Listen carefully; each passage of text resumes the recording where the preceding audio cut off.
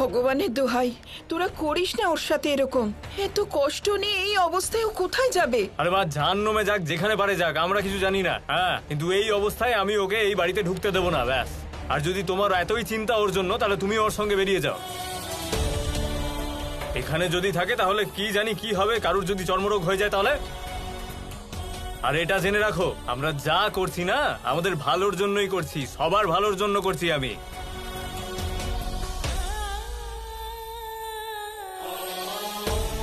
এই সন্তোষী, তুই এখানে দাঁড়িয়ে আছিস কেন বলতো? যা যা এখান থেকে যা।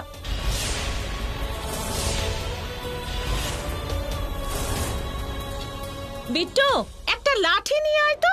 ঠিক আছে মা। এই সর সর। আরে লাঠি নিয়ে কি করবে? মা, আপনি তো চুপ করুন। আপনার তো ভীমরতি হয়েছে, কিন্তু আমাদের মাথা তো ঠিক আছে। ও যদি আমাদের ছুঁয়ে ফেলে তাহলে ওই রোগ আমাদের হয়ে যাবে। দেখছেন না কিরকম একটা নোংরা রোগ নিয়ে এসেছে নিজের সাথে। হ্যাঁ হ্যাঁ, দে দে। এই তো। একদম ভেতরে ঢুকবি না। হ্যাঁ, আরে জানি না কি অলক্ষণের সময় জন্মেছিস তুই।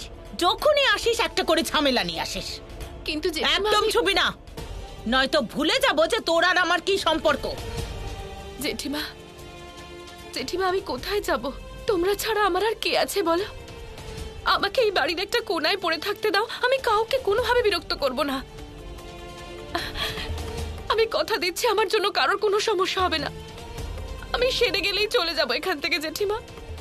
এরকম অবস্থায় আমি কোথায় ঘুরবো বলো তো? কাকিমা, জেঠিমাকে একটু বোঝাও না, আমার জন্য কারোর কোনো সমস্যা হবে না, আমি কাউকে বিরক্ত করব না। কাকিমা কি বোঝাবে? কেউ বোঝালেও আমি বুঝবো না। আমি বলে দিয়েছি না তুই এখানে থাকবি না, ব্যাস।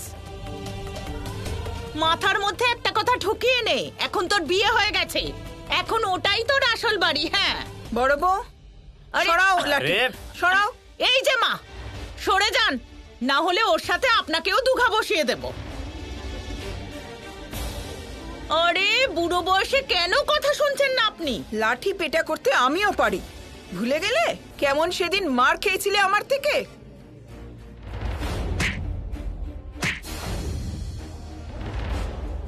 তোমার কথা শুনে আমি দমে যাবার লোক নই। আরে কেন সব ঝামেলা বাড়াচ্ছেন?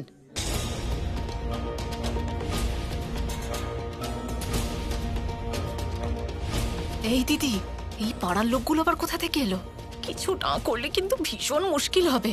শেষে এমন যেন না হয় যে আমাদেরই লাঠি পেটা খেতে হলো। কিছু ভাবো, কিছু করো।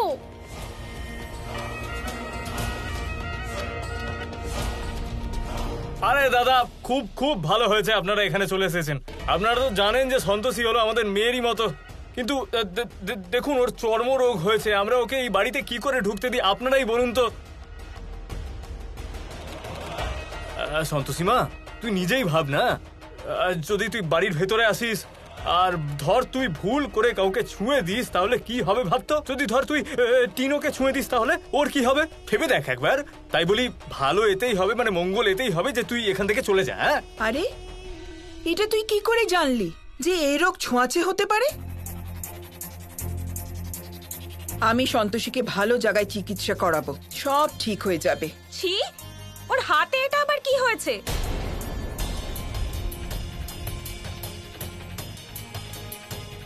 দিদি ভাই, তুই চিন্তা করিস না, আমি আছি তোর সাথে। আরে টিনো, কি করছিস? কোথায় যাচ্ছিস? আরে দেখছিস না তোর দিদির কি একটা রোগ হয়েছে? সরে যা। আপনারা তো দেখছেনই, বাড়িতে ছোট ছোট বাচ্চা আছে, এই অবস্থায় কিভাবে আমরা বিপদ বাড়িতে আনি?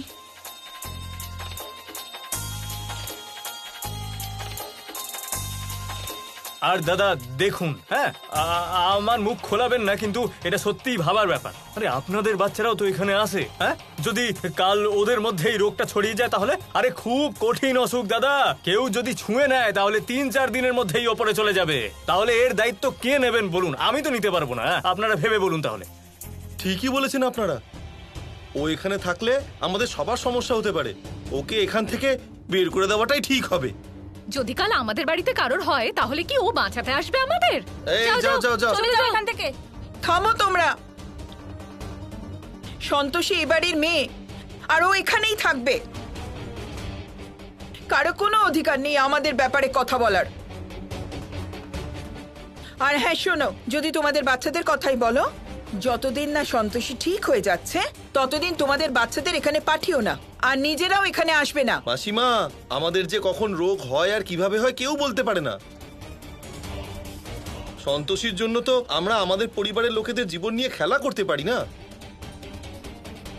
আর ও যদি এখান থেকে না বেরোয়, ওকে ধাক্কা মেরে বের করে দেব।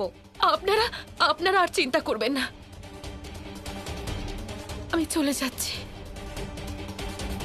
যাক, বাঁচা গেল। কিন্তু দিদি ভাই, তুই একা কোথায় যাবি? একা কোথায় আমি ঠাম্মি? সন্তোষী মা আছে তো আমার সাথে, কোনো না কোনো পথ ঠিক দেখাবে। আমি যদি এখানে থাকি তাহলে সবার সমস্যা হবে। আমার জন্য এটাই ভালো হবে যে আমি এখান থেকে চলে যাই। তুই যখন ঠিকই করে নিয়েছিস চলে যাবি, তাহলে আমিও যাব তোর সঙ্গে। তুমি কোথায় যাবে আমার সাথে? তুমি কোথাও যাবে না, তুমি এখানেই থাকো। আমি সুস্থ হয়ে দেখা করব। সন্তোষী, আমি কিন্তু দিব্যি দিলাম তোকে, তুই আমাকে বারণ করবি না। হ্যাঁ হ্যাঁ মা, তুমিও যাও যাও যাও, চলে যাও, যাও ওর সাথে।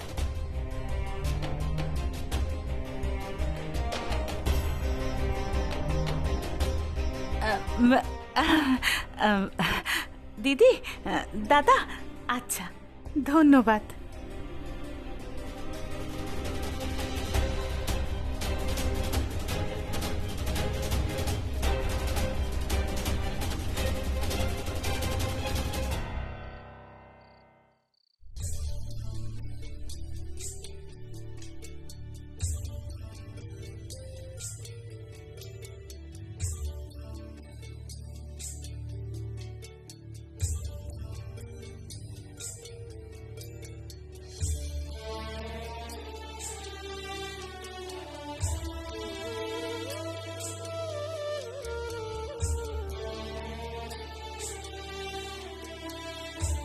হ্যাঁ গো, তুমি সন্তোষীকে নিয়ে চিন্তা করছো না? হ্যাঁ বিদ্যা, কে জানে মেয়েটা কোথায় আর কেমন আছে।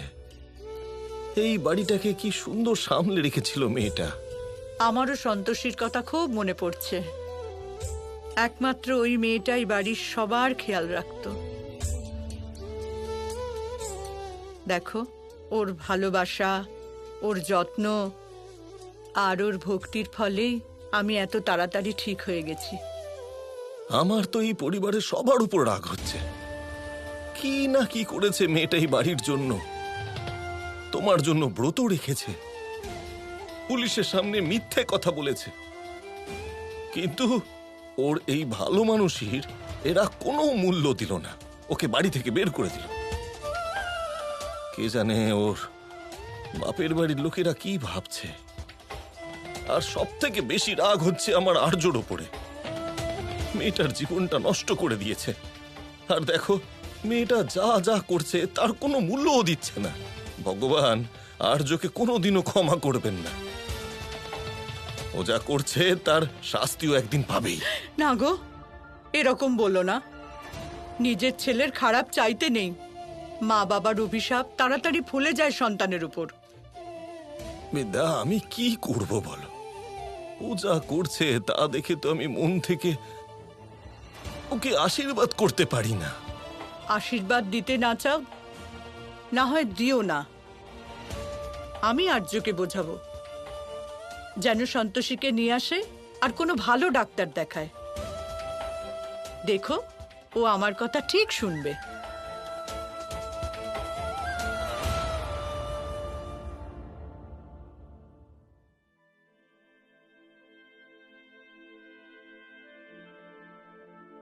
দিদি ভাই, আমার কাছে যদি একটু টাকা থাকতো না, আমি তোকে এক্ষুনি হাসপাতালে নিয়ে যেতাম।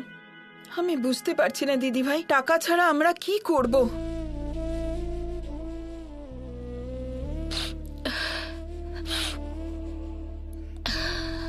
প্রতাপ স্যার দিয়েছেন যখন আমি ওখান থেকে আসছিলাম। এটা তো খুব ভালো কথা দিদি ভাই যে উনি তোকে টাকা দিয়েছেন। চল আমরা এক্ষুনি হাসপাতালে যাই, আর আমি তোর একটা ভালো ডাক্তারের কাছে চিকিৎসা করাবো। চল।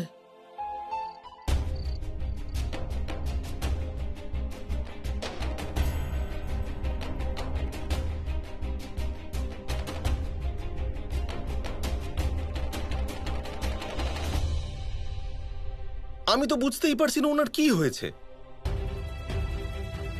আমি তো এরকম অসুখ জীবনে প্রথমবার দেখছি। এটা পোড়ার দাগ না, না তো এগুলো আঘাতের দাগ, ওনার কোনো জিনিসে অ্যালার্জিও নেই। এই রকম অবস্থায় ওনাকে কি ওষুধ দেবো আমি বুঝতে পারছি না। কিন্তু ডাক্তারবাবু কিছু তো বলুন, অসুখটা সারবে কি করে? দেখুন, আমি তো বললাম, যেখানে আমি অসুখটাই বুঝতে পারছি না সেখানে আমি কি করে বলি উনি কবে ঠিক হবেন। যাই হোক, আমি তাও কিছু ওষুধ ওনাকে লিখে দিচ্ছি, এটাতে হয়তো উনি একটু আরাম পাবেন। ডাক্তারবাবু, আপনি এত বড় একজন ডাক্তার, এত বড় হাসপাতাল আপনার, এত বড় বড় মেশিন আছে, আপনারা কোনোভাবেই কি আমার সন্তোষীর কি হয়েছে বলতে পারেন না? দেখুন, আমি আমার দিক থেকে সব চেষ্টা করছি, তাও যদি আমার উপর আপনার ভরসা না থাকে তাহলে আপনি অন্য ডাক্তার দেখাতে পারেন। না হলে আপনি ভগবানের কাছে প্রার্থনা করুন, কারণ আমি আমার সারা জীবনে এই ধরনের অসুখ দেখিনি।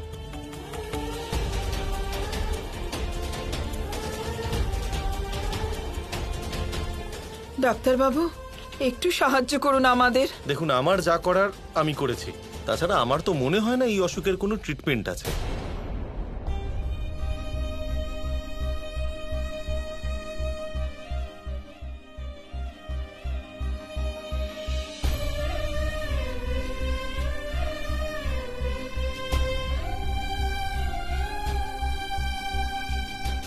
ধন্যবাদ।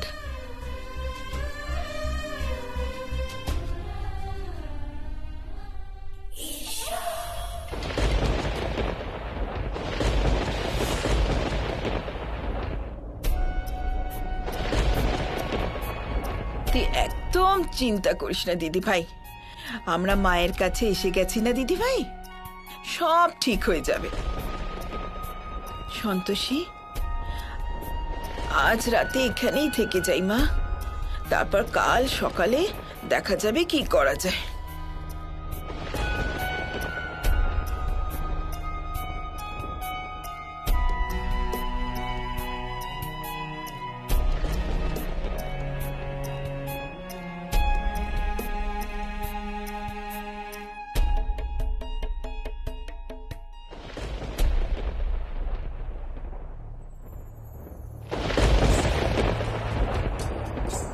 ঠাম্মি, তুমি কিছুক্ষণ এখানে বসো, আমি কিছু খাবার জন্য নিয়ে আসি।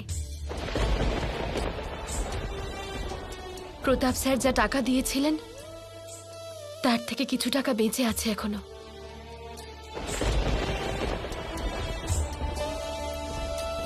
কোথাও যেও না কিন্তু, আমি এক্ষুনি আসছি।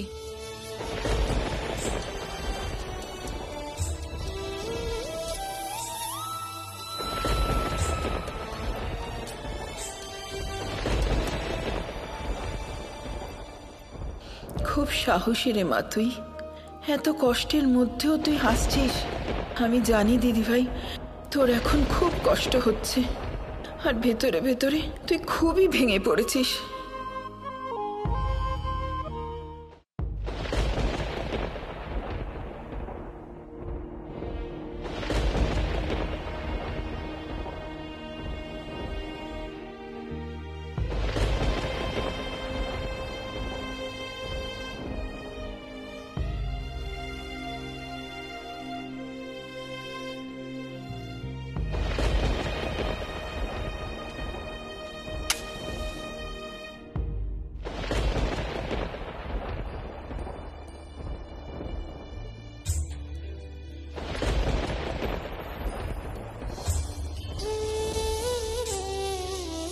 মা, কি হচ্ছে তোমার মেয়ে আর আমার সন্তোষীর সঙ্গে? ও কি সারা জীবন এইভাবে লোকের দৌড়ে দৌড়ে ঘুরে বেড়াবে? সন্তোষী সারা জীবন কারো কোনো খারাপ চাইনি, তাহলে ওর সাথে এরকম অন্যায় কেন হচ্ছে মা? মা, ওর কি অন্যদের মতো সুখী হবার অধিকার নেই? আনন্দে থাকার অধিকার নেই? মা, আমার দিদিভাইকে রক্ষা করো মা, রক্ষা করো মা, আমার দিদিভাইকে রক্ষা করো।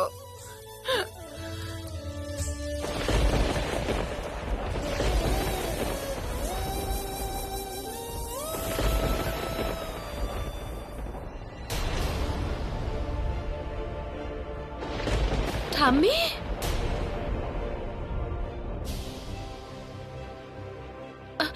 ঠাম্মি,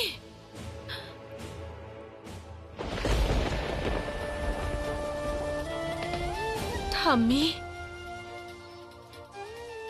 তুমি তো আমাকে বোঝাও যে ভেঙে পড়া উচিত নয়, আর এখন নিজেই কাঁদছো। চিন্তা করো না, তুমি সব ঠিক হয়ে যাবে।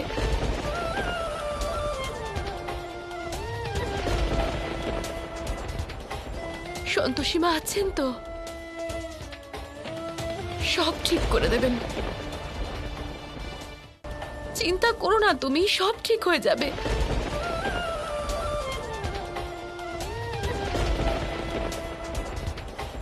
সন্তোষী মা আছেন তো, সব ঠিক করে দেবেন। আর ঠাম্মি, সুখ আর দুঃখ তো মানুষ নিজের ভাগ্যে লিখে নিয়ে আসে, অন্য কাউকে দোষ দেওয়া উচিত নয়। আর তুমি বলো, ভগবান কি সবার জীবনে একই রকম দিন লেখেন? কখনো সুখ আর কখনো দুঃখ। দেখো, আমার জীবনে যে খারাপ সময় চলছে,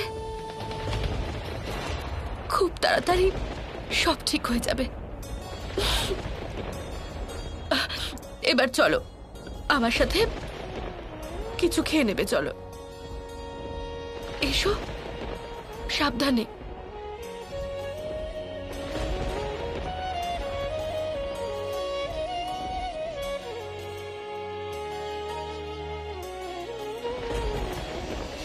বসো সাবধানে,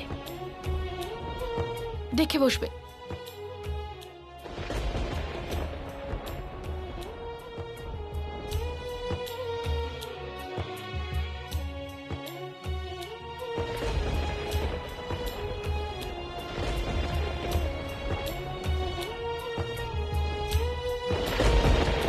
হাঁ করো তো।